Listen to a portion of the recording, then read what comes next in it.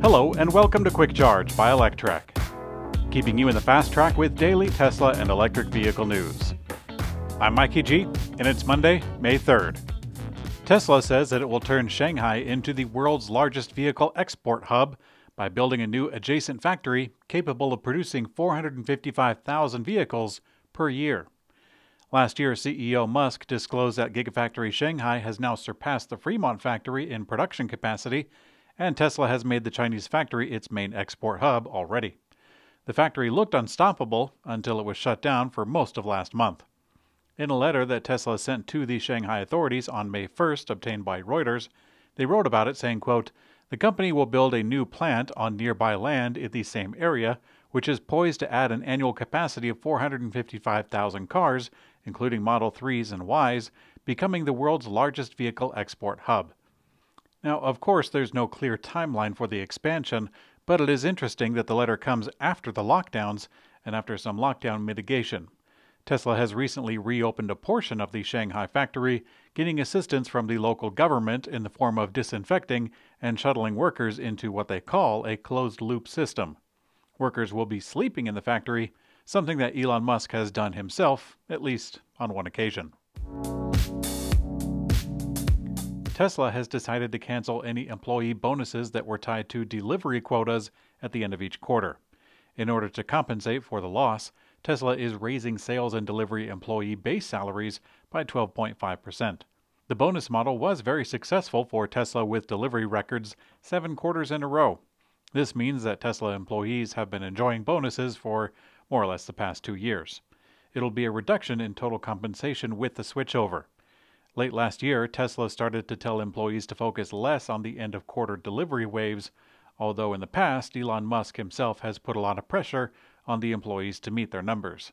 Production at new factories in Berlin and Austin are expected to improve the flow of vehicles throughout the quarters and reduce the need to squeeze more deliveries towards the end.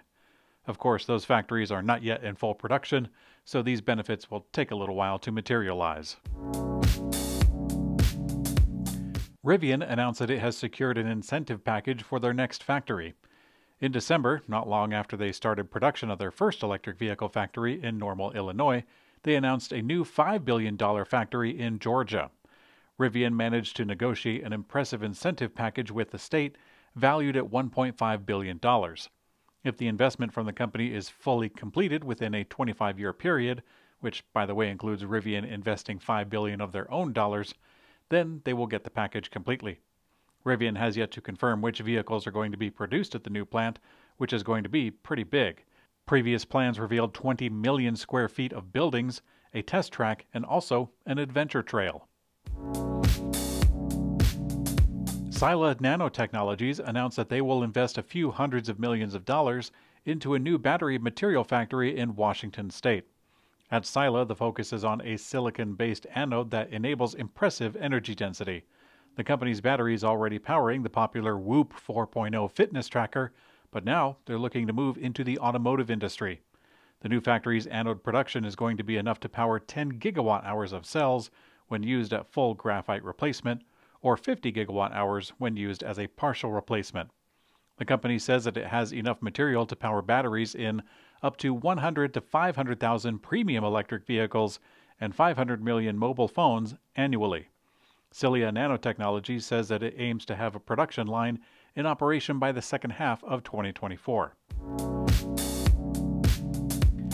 In today's community comment, Larry Davidson says, "I for one will miss your longer hair and beard. Always a pleasure to watch you at work." Well, thank you, Larry. I'm glad that you like it.